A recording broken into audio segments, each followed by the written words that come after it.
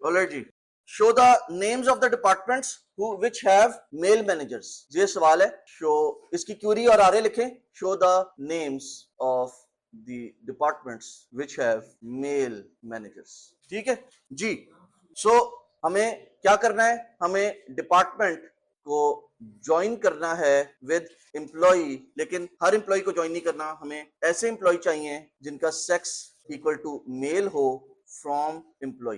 ठीक है, और इन्हें ज्वाइन किस बेस पे करना है, MGR SSN is equal to SSN की बेस पे हमें इन्हें ज्वाइन करना है। ठीक है, सो हमें ये जो सेक्स इक्वल टू मेल वाले रिकॉर्ड्स हैं एम्प्लॉय में से, इन्हें हमें ज्वाइन करना है डिपार्टमेंट के साथ on the basis of manager number matching the manager ID matching the employee ID. ठीक है, यहां तक फॉलो कर रहे हैं। So let's try to write down this query as well. हम इसकी क्यूरी भी लिख लेते हैं। हम कहते हैं जी select D.D name from department D join, हाँ जी एम्प्लॉय जी, कुछ पूछना चाह रही हैं आप, E on D.MGR SSN is equal to E.SSN where E.sex equal to, अगर मैं इसको मेमोरी के पॉइंट ऑफ व्यू से देखूं, let's look at from the point of view of the memory. अगर आपको याद हो तो हमने कहा था या क्रॉस प्रोडक्ट या कार्टेशियन प्रोडक्ट या मल्टी टेबल सिलेक्ट जो था, उसके मुकाबले में हमने ज्वाइन को क्यों प्रेफरेंस दी थी, क्योंकि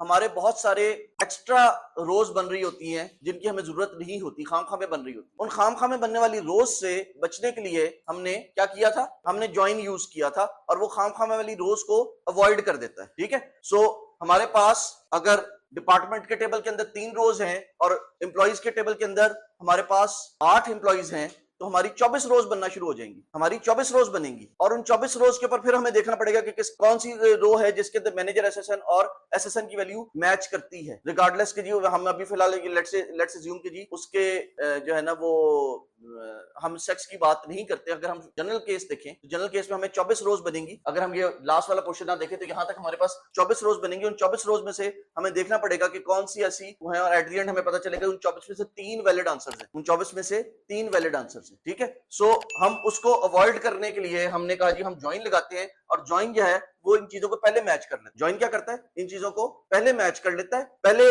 ब्रिज बना लेता है, और उसके बाद देखता है कि हाँ जी इस ब्रिज के ऊपर कौन बंदा है जो इस ब्रिज से गुजर सकता है, कौन सा रिकॉर्ड है जो इस ब्रिज को क्रॉस करके दूसरे टेबल के साथ एसोसिएशन क्रिएट कर सकता है या कर रहा है। सिर्फ उन रिकॉर्ड्स को वो लेके आता है मेमोरी के अंदर, मेमोरी बच जाती है हमारी इन टर्म्स ऑफ रोज। ठीक है, लेट्स से हमारे पास जो एम्प्लॉय का डेटा है उसके अंदर हमारे पास कितने कॉलम है, डेटा सेट है आप लोगों के पास, देखिए हमारे पास 10 कॉलम्स है, हमारे पास 10 कॉलम्स है, और हमारे पास जो डिपार्टमेंट का टेबल है उसके अंदर हमारे पास 4 कॉलम है, उसके अंदर हमारे पास 4 कॉलम है, 5 है, 4 है। अच्छा, और हमारे पास अगर हम मेल एम्प्लॉइज की बात करें तो हमारे पास मेल एम्प्लॉइज के कितने, 5 मेल एम्प्लॉइज की रो हैं, तो 5 रोज है हमारे पास, और यहाँ पे हमारे पास 3 रोज है। ठीक है, तो अगर हम क्रॉस प्रोडक्ट या मल्टी टेबल सिलेक्ट कर रहे होते तो हमारे पास मेमोरी में 15 रोज का डेटा एलोकेट हो, 15 रोज के लिए स्पेस एलोकेट करनी पड़ती, और 10 जमा 4 14 कॉलम्स, 14 कॉलम्स इनटू 15 रोज का हमें डेटा एलोकेट करना पड़ता। ये बात फॉलो कर रहे हैं, हाँ जी ये बात फॉलो कर रहे हैं क्या? हमें अगर मैं यहाँ पे क्रॉस प्रोडक्ट लेता, अगर मैं क्रॉस प्रोडक्ट लेता हूं तो या मल्टी टेबल सिलेक्ट करता हूं तो मुझे 15 रोज और 14 कॉलम्स का की मेमोरी एलोकेट करनी पड़ती है, और उसका मेमोरी फिल करनी पड़ती है, और उसके बाद मुझे अपनी जो भी कंडीशन है वो उसके ऊपर लगानी पड़ती है। ठीक है, जब मैंने ज्वाइन कर लिया सो नाउ मैंने अपने डेटा को 3 रोज में लिमिट कर दिया कि मेरी सिर्फ 3 रोज के लिए मुझे अपनी मेमोरी एलोकेट करवानी पड़ेगी। मुझे अपनी जो मेमोरी एलोकेट करवानी पड़ेगी वो सिर्फ 3 रोज के लिए एलोकेट करवानी पड़ेगी, मुझे 15 रोज के लिए एलोकेट नहीं करवानी। ये बात फॉलो कर रहे हैं? ठीक है, अच्छा जो 3 रोज में एलोकेट करवाऊंगा, उन 3 रोज में से कितनी रोज हैं, हर रो के अंदर कितने कॉलम होंगे, जो 3 रोज हैं उसमें से हर रो के अंदर कितने कॉलम होंगे, 14 कॉलम होंगे। उन 14 कॉलम में से मुझे एक्चुअली चाहिए कितने कॉलम, 1 कॉलम चाहिए। उन 14 कॉलम में से मुझे फाइनल रिजल्ट के अंदर सिर्फ 1 कॉलम चाहिए। ठीक है, और वो कॉलम कौन से साइड का है, कौन से टेबल का है, डिपार्टमेंट के। तो दैट मींस मेरी आउटपुट के अंदर डिपार्टमेंट का तो कुछ रोल है, लेकिन एम्प्लॉय का आउटपुट के अंदर कोई हिस्सा नहीं है। रिगार्डलेस सिर्फ ये उसके ऊपर उसका रोल सिर्फ इतना है कि उसके ऊपर कंडीशन लगी हुई है, डेटा की कंडीशन जो वो डिपार्टमेंट के वो एम्प्लॉय के ऊपर लगी हुई है, लेकिन मेरे आउटपुट के अंदर एम्प्लॉय से कुछ डेटा मुझे नहीं चाहिए। सो अगर मेरे पास एक जादू की चिड़िया होती जो मुझे ये बता देती कि मेरे मेल एम्प्लॉइज जो हैं दे आर, उनकी आईडीज हैं लेट्स से मैं कहता हूं जी मेरे मेल एम्प्लॉइज जो हैं उनकी आईडीज है 1 2 3 4 5 6 7 8 9 33344 टेट्रा 5 33344 टेट्रा 5। इसी तरह फिर मेरे पास है 66688 टेट्रा 4 और 987 और 88866 टेट्रा 5। अगर मुझे किसी तरीके से ये पता चल जाता कि ये मेरे मेल एम्प्लॉइज की आईडीज हैं, these are the IDs of the male employees, तो क्या मुझे ज्वाइन लगाना पड़ता? क्या मुझे एम्प्लॉय को टेबल को एक्सेस करने की जरूरत होती अपने इस क्यूरी के अंदर, उसको मेमोरी में स्टोर करने की जरूरत पड़ती अगर मुझे किसी तरीके से कोई जादू की चिड़िया जो है वो ये बता दे? ठीक है, तो मैं अगर मुझे मेरे पास ये इंफॉर्मेशन होती तो I could have just written it like select the name from department where MGR SSN in, और आगे मैं ये लिखते। ये बात फॉलो कर रहे हैं? अगर मुझे किसी तरीके से ये लिस्ट मिल जाए तो मुझे अपनी मेमोरी बचाने का एक और मौका मिल रहा है, मुझे अपनी क्यूरी को ऑप्टिमाइज करने का एक और मौका मिल रहा है। ठीक है, सो क्या आप में से किसी को वो जादू की चिड़िया मालूम है जो मुझे ये लिस्ट निकाल के दे दे? ठीक है, सो वी कैन राइट, यहाँ पे हम कह सकते हैं कि जो जादू की चिड़िया है उसको मैं यहाँ पे इसकी जगह लिख दूं select MGR SSN from employee where sex equal to male. ठीक है, सो अगर मैं ये जो मेरा पोर्शन मैंने पर्पल में लिखा है, if I can rewrite it like this, if I can rewrite it like this, और अगर मैं ये लिख दूं, ये काम कर दूं, तो मैं अपनी मेमोरी बचाने में कामयाब हो गया। ये बात फॉलो कर रहे हैं? और ये किस केस में हुआ है? क्या केस था जहां पे मैंने अपनी मेमोरी बचाने में कामयाबी हासिल की है? कौन सा केस था जी? क्या केस था जहां पे मैं ये सिचुएशन यूज करने के काबिल हुआ हूं?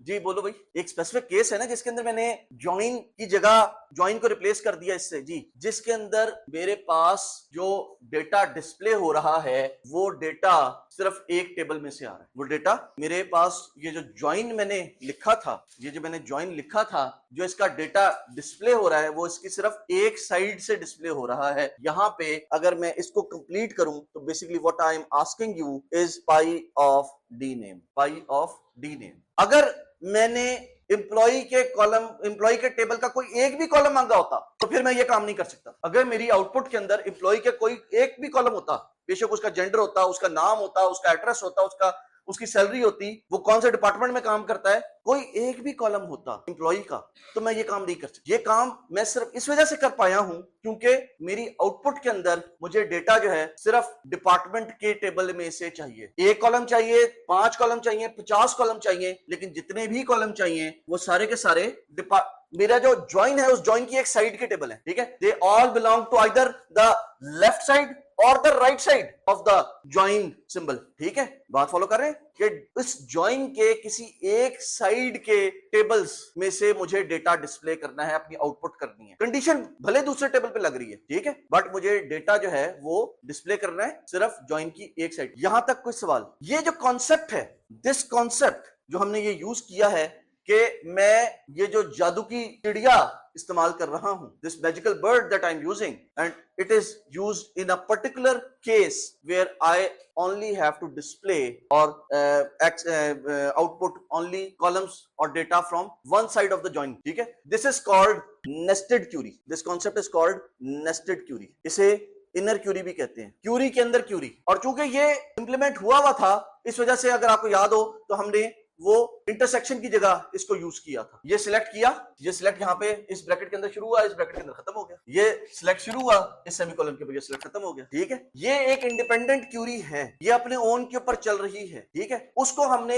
एक दूसरे उसका सिलेक्ट का पार्ट बना जी, इसीलिए इस सिलेक्ट का अपना वेयर होगा, इस सिलेक्ट का अपना वेयर होगा। आप वेयर की वजह से पूछ रहे हैं ना, तो ये पर्पल क्यूरी का अपना वेयर होगा और इस ऑरेंज क्यूरी का अपना वेयर होगा। जिस तरह हमने यहाँ पे वेयर सेक्स इक्वल टू ये लिखा, इसी तरह मैं अगर चाहूं तो यहाँ पे मैं पर्पल क्यूरी का वेयर भी यहाँ पे डाल देता हूँ जी। मैं कहता हूँ जी पर्पल क्यूरी का वेयर कुछ यहाँ पे होगा, वेयर लेट्स से वेयर आगे कुछ भी D dot let's say MGR start date is less than, for example मैं कहता हूँ जी 1950 से पहले या 1960 से पहले कौन से बंदे जो वो मैनेजर्स हैं। ठीक है, सो मैं कह सकता हूँ जी 19-01-01-01 1 जनवरी 1960 से पहले कौन सा बंदा है जो 1 जनवरी 1960 से पहले मैनेजर बन गया था और वो मेल है। अब इसके अंदर कंडीशन जो है वो डिपार्टमेंट पे भी लगी हुई है, वो कंडीशन एम्प्लॉय पे भी लगी हुई है, लेकिन मेरी आउटपुट में सिर्फ डिपार्टमेंट का डेटा शो हो रहा है। ठीक है, दिस इज कॉल्ड नेस्टेड या इनर क्यूरी, क्यूरी के अंदर क्यूरी लगाई हुई है, ठीक है। अब समझ में आ गया कि वेयर किस तरह लग रहा होगा। वेयर तो ऑलरेडी एक लगा हुआ है, वेयर ऑलरेडी लगा हुआ है, यहाँ पे सॉरी वेयर नहीं आएगा, यहाँ पे एंड आएगा, sorry I am very sorry, यहाँ पे एंड आएगा, क्योंकि ये वाला वेयर, ये पर्पल वाला वेयर हम ऑलरेडी लगा चुके हैं, पर्पल वाला वेयर भी लगा हुआ है और ऑरेंज वाला वेयर भी लगा हुआ है, ठीक है। सो इसका मकसद ये नहीं है कि मैं सिर्फ अंदर वाली क्यूरी के ऊपर कंडीशन लगा सकता हूं, मैं बाहर वाली क्यूरी पे भी कंडीशन लगा सकता हूं, उसके ऊपर भी डेटा की कोई कंडीशन हो सकती है। और इसके रिजल्ट को उठा के मैं अगर ज्वाइन करना चाहूं तो किसी और के साथ ज्वाइन कर दूं, मैं इसको डिपार्टमेंट लोकेशन के साथ ज्वाइन कर देता हूं, या डिपार्टमेंट के टेबल को मैं डिपार्टमेंट लोकेशन के साथ ज्वाइन कर देता हूं, ठीक है।